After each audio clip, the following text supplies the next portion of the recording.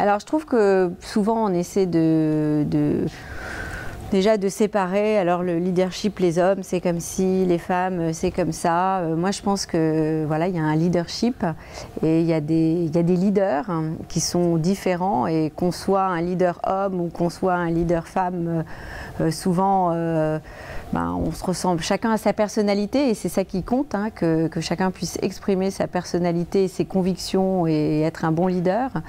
Après, c'est vrai que quand on regarde les faits aujourd'hui, spécialement quand on regarde en haut des organisations, il y a beaucoup plus de leaders hommes que de leaders femmes, ça c'est clair. Et quand on regarde les chiffres et les pourcentages, ça c'est une évidence. Mais je pense que ça c'est plus dû à nos cultures, à notre culture, et à la culture de beaucoup de pays, hein, et que voilà, l'homme a été éduqué pour historiquement faire un certain nombre de choses. L'homme c'était la force, la puissance. Dans la préhistoire, il était là pour chasser, pour défendre la famille des envahisseurs. La femme, elle était là pour s'occuper des enfants, pour être à l'écoute. Et même aujourd'hui, bon, on n'est plus dans la préhistoire, mais je pense qu'on n'élève pas forcément exactement les filles de la même manière que les garçons.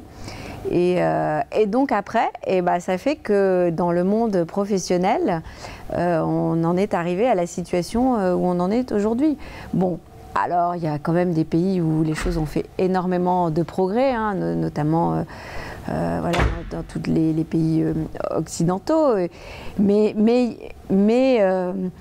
même, moi j'ai été frappée récemment, on était en Allemagne pour rencontrer un groupe de femmes chez Sodexo. Bon, en Allemagne, on a l'image d'Angela Merkel qui est partout, dans les médias, et de la femme toute puissante, forte, compétente. Bon, et en fait, j'ai été très frappée de réaliser que en Allemagne, il y avait un nom désagréable pour les femmes qui avaient fait le choix de avoir des enfants et une famille et avoir une carrière. Et que même les couples étaient pénalisés au niveau fiscal quand les deux travaillaient. Donc voilà, je veux dire, j'avais pas du tout cette image-là de l'Allemagne. Et c'est vrai que, bon, on voit que là, il y a un poids de l'histoire, de la culture. Et je pense que c'est ça aussi qui fait la différence.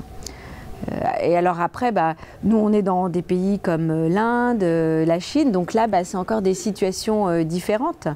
Et voilà, donc je pense que c'est là-dessus où il faut qu'on se batte contre les idées reçues, contre les stéréotypes qu'on a tous,